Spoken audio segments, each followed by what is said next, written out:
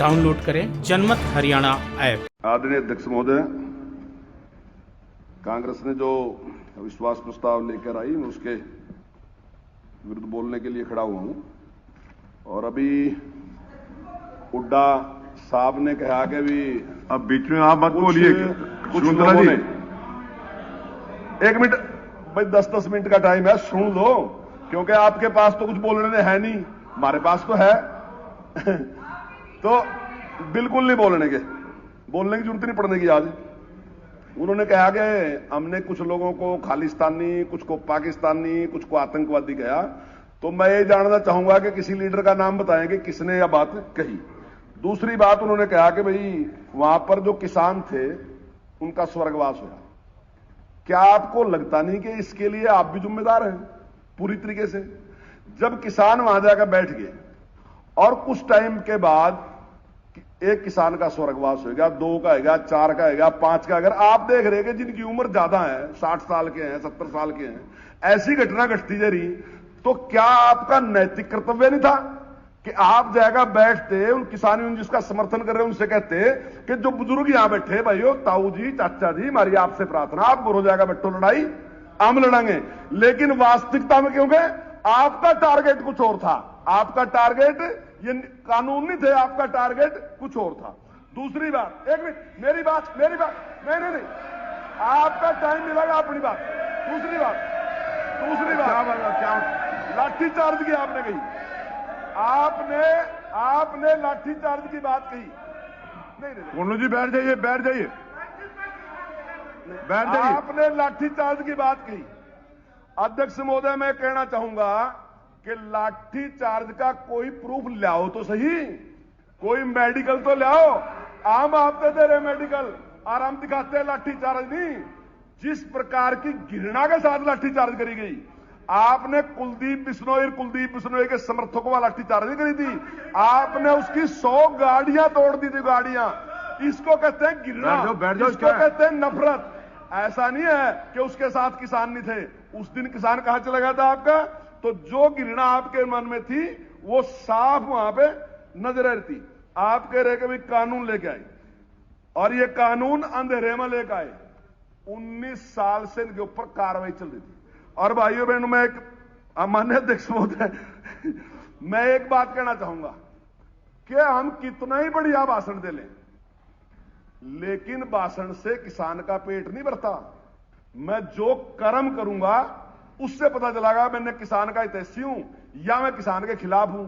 मैं बड़ी बड़ी बातें तो कह रहा किसान से, ये कर दूं, वो कर दूं, कर कुछ नहीं रहा।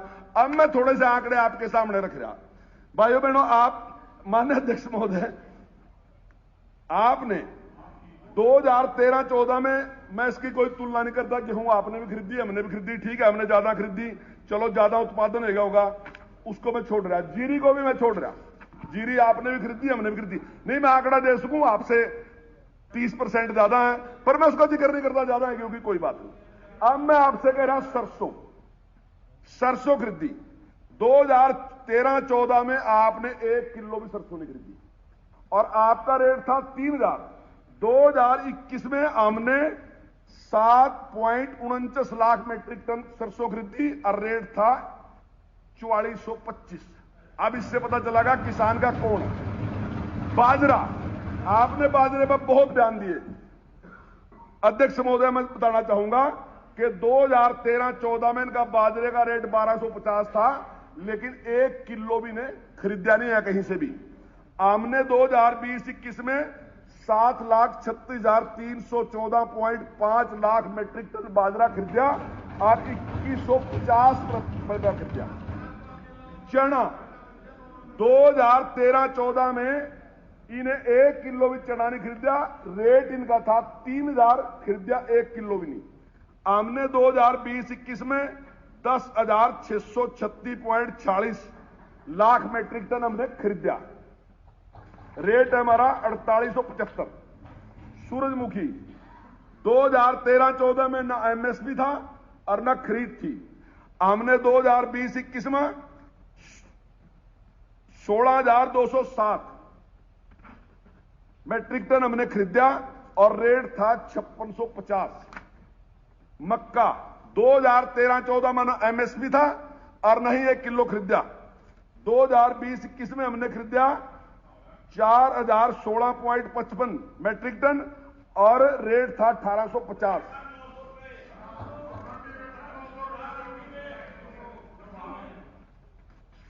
मैंने आपसे यही कहा कि जितना खरीदा उतना बताया, मैंने सारा नहीं कहा खरीद लिया, मैंने जितना खरीदा। आपने 1 किलो भी नहीं खरीदा।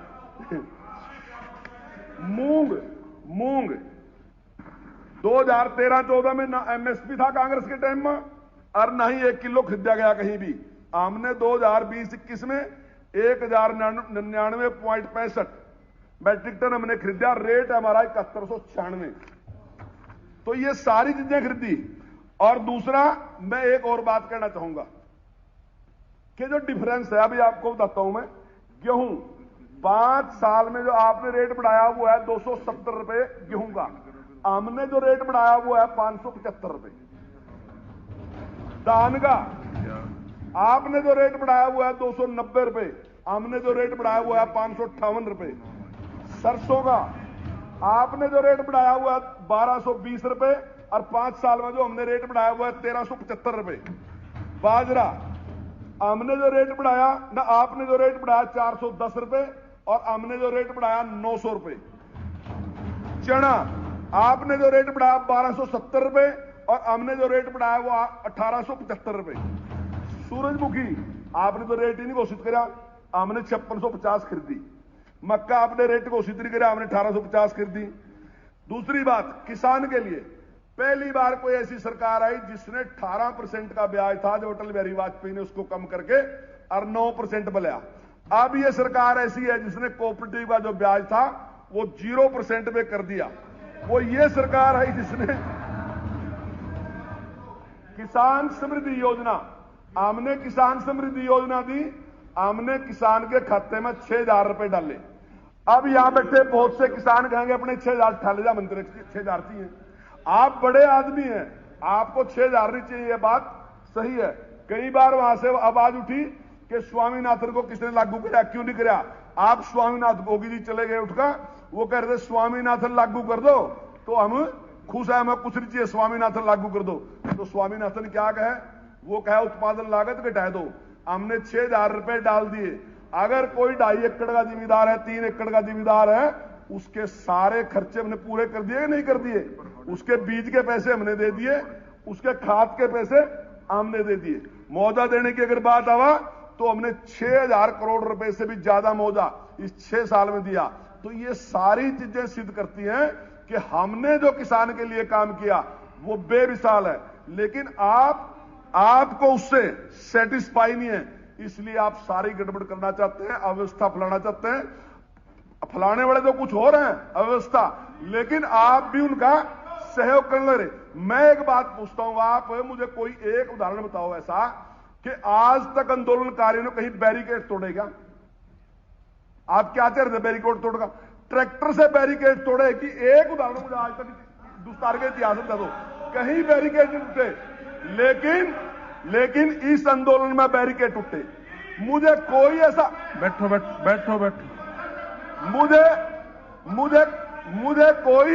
मुझे कोई ऐसा उदाहरण बता दो जब आंदोलनकारियों ने जाकर लाल किले पर चढ़ गए हो। आप अभी प्रेस से मुखातिब होंगे। अभी आपने इंक्वायरी करवाई, लेकिन जिन अपराधियों को हमने पकड़ा उनके लिए आपने 70 वकील करके भेज दिए वहां। आप उनका कल हुड्डा साहब ने कहा था, कल हुड्डा साहब ने कहा था कि हम भी उसकी निंदा करते हैं। तो वह कैसी निंदा जिसके पक्ष में 70 वकील भेज दिए आप उनके हक में। लेकिन आज तक ऐसी एक भी घटना नहीं है। आप कैमला की बात बार बार कहें, हमारे पास वहां पुलिस थी, जो डिस्टर्ब करने वाले थे वह 200 थे, पुलिस 1000 से ज्यादा थी। हम रोक सकते, कार्रवाई कर सकते, लेकिन हमने नहीं की, क्योंकि हमने पता था उद्देश्य क्या है। उद्देश्य केवल और केवल एक था कि किसी तरीके से सरकार को मजबूर कर दो, केवल सरकार लाठीचार्ज करा, गोली चलावा और फिर उसको पूरी दुनिया में बदनाम करा, लेकिन आपके उस ढंग से आपका तो मैं वैसे कह गया, लेकिन जो षड्यंत्रकारी है उनके ढंग से हम आए नहीं, और आप भी उन्हीं का समर्थन कहीं ना कहीं कर रहे। आप भी बैठो। आप भी आप कहीं ना कहीं उन्हीं का। आप बीच में क्यों बोल रहे हो? आप जब अपना नंबर आए, मैंने ये बात, जब आपका नंबर आया तब जवाब दे देना। आपका नंबर आएगा ना, आपका नंबर आएगा, खराब हो जाएगा। मैंने ये बात, जब आपका नंबर आए तब बोल। आप बीच में टोक रहे हो। एक मिनट जोर साहब, आप सुन। मैंने 15 दिन पहले कह दी थी कि अगर सरकार बल प्रयोग नहीं करागी तो भले ही चाहे ने लाल किले पर झंडा ताड़ना पड़ जियो, लेकिन सरकार को मजबूर कर देंगे। लेकिन सरकार ने काम नहीं किया। अभी रघुवीर सिंह कादियान जी एक बात कह रहे थे कि जमीनों पर कब्जा हो जाएगा, तो इतना बड़ा हाउस बैठा है, इतने बड़े बड़े लीडर बैठे, इतने सुरजे लोग बैठे, बताया तो जो कि कर कब्जा होगा। आप वो बताया तो जो आप बार बार कह रहे कि गौ में नहीं घुसन देते, तो आपने बयान दिया, मुझे बड़ा दुख है इस बात का कि हुड्डा साहब जी ने बयान दिया कि भाई ने गौ में ना घुसन दो। कादियान साहब भी साथ थे, ने भी कहा कि ना घुसन दो। तो लोकतंत्र कैसे चलेगा? लोकतंत्र तो संवाद से ही चलता होगा। और एक ऐसा व्यक्ति, शायद और कोई कह दे, कुछ बात भी है जहां इनकी अपनी जिम्मेदारी, क्योंकि इनकी जिम्मेदारी सबसे बड़ी इस कर का भी है कि 9 बार ये जनप्रतिनिधि है, 9वीं बार जनप्रतिनिधि। यदि आप लगाओगे 45 साल हो गए धरती पर पैर नहीं, लोगों ने कंधे बैठा रखा कि भाई आप हमारे नेता हैं, उन्हें कंधे बैठा रखे 14 साल। तो चौधरी साहब की जिम्मेदारी लोकतंत्र के प्रति और ज्यादा हो जा। दूसरी बात क्यों जा? क्योंकि मेरा ख्याल है हमारे परिवार में से कोई भी संविधान को बनाने वालों में से है नहीं, जितने भी आए शायद ही मेरा ख्याल कोई नहीं होगा। लेकिन आप ही एक ऐसे व्यक्ति हैं जिनके पिताजी इस संविधान को बनाने वाली टीम में थे, जिन्होंने बनाई थी। तो इस संविधान की रक्षा करने की जिम्मेदारी मैं समझता हूं आपके ऊपर और भी ज्यादा था। दूसरी बात क्यों जिम्मेदारी आपकी ज्यादा था? दूसरी बात क्यों जिम्मेदारी था? कोई भी गलत बात है, कुछ भी बात है, वो हमेशा संवाद से ही सुलझती है। आर्य समाज ने एक फिर क्या खंडन मंडन होना चाहिए, तो समाज में बहुत बुराइयां थी, उन्हें कहा इस पर चर्चा होनी चाहिए। और चौधरी साहब तो उस परिवार से कोई एक नहीं, पुश्ता इनकी ऐसी हैं जिन्होंने इसके लिए काम भी करा, शिक्षा के लिए काम भी करा, दूसरों के लिए काम भी करा रहे, खंडन मंडन भी किया। तो अब जब ये बात आई तो आज इस बात की जरूरत क्यों पड़ रही? जरूरत इस बात की पड़ रही कि किसी तरीके से टकराव पैदा कर दो। अगर टकराव पैदा करने की सोच आपकी है, हमारी सोच नहीं। हमारी सोच होती, अगर सोच हमारी होती। शकुंतला जी आप बैठो। हमारी संवेदनशीलता की है, संवेदनशील बनो, संवेदनहीनता मत बनो।